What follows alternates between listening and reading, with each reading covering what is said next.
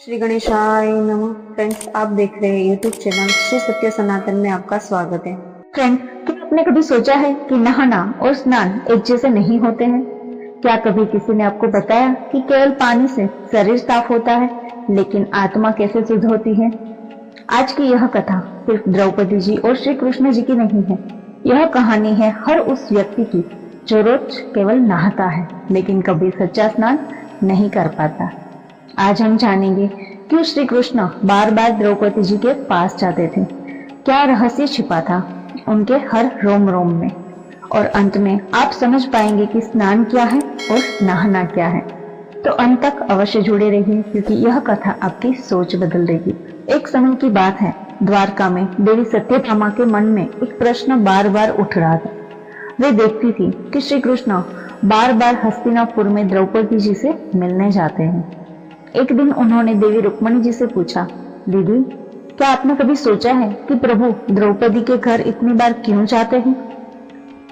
अपनी बहन के घर यूं ही बार बार नहीं जाता, मुझे कुछ अजीब लग रहा है। देवी रुक्मणी जी मुस्कुराई और शांत स्वर में कहा, सत्यभामा, ऐसे विचार मत लाया करो। श्री कृष्ण और द्रौपदी का संबंध अत्यंत पवित्र है।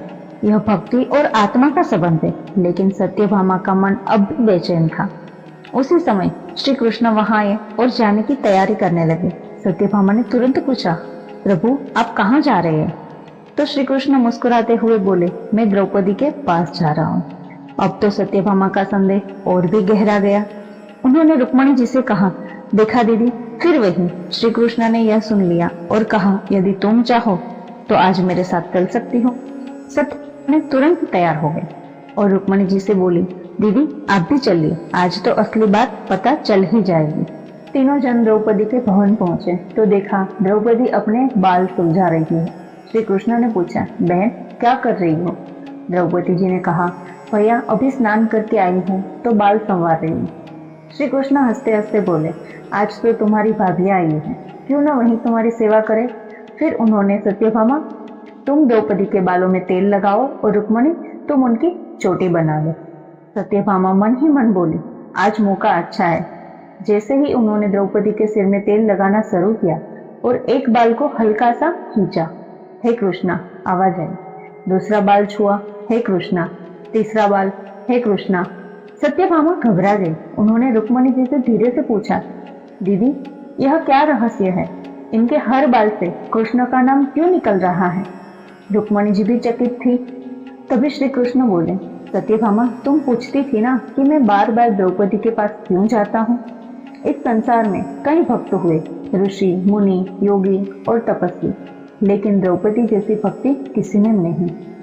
वह प्रतिदिन स्नान करते समय अपने शरीर के हर रोम के साथ मेरा नाम लेती है, इसलिए इसके शरीर का हर कण मेरे नाम से भरा हुआ है। जहाँ मेरा नाम होता है वहां मुझे स्वयं जाना ही पड़ता है। स्नान और नहाने का अंतर। श्री कृष्ण बोले, जो हम साबुन, तेल और जल से शरीर को स्वच्छ करते हैं उसे केवल नहाना कहते हैं, लेकिन जब मनुष्य भगवान के नाम के साथ शरीर और मन को शुद्ध करता है, वही सच्चा स्नान है। मनुष्य के शरीर में 3.5 करोड़ रोम छिद्र होते हैं। जब उतनी बार ईश्वर का नाम लिया जाता है, तब जीवन में एक बार वास्तविक स्नान पूर्ण होता है। द्रौपदी प्रतिदिन वही स्नान करती थी। सत्यभामा का मस्तक झुक गया। उसका संदेह भक्ति में बदल चुका था। तो ये कथा का संदेश यही है फ्रेंड्स, शरीर का स्नान सिर्फ स्नान नहीं, आत्मा का शुद्धिकरण होता है, और नहाना केवल दिल की सफाई नहीं होती है। फ्रेंड्स, उम्मीद है आपको ये वीडियो जरूर पसंद आया होगा। और वीडियो पसंद आया है तो अपने फ्रेंड्स एंड रिलेटिव के साथ इसे अवश्य शेयर कीजिए। और आप हमारे चैनल श्री सत्य सनातन को पहली बार सुन रहे हैं तो चैनल को सब्सक्राइब करके ऑल बटन पर अवश्य क्लिक करें, ताकि आने वाली नई वीडियो आपके पास जल्द से जल्द पहुंचे। तो मिलते हैं एक और नई वीडियो के साथ। तब तक आप सबको मेरा जय श्री कृष्ण।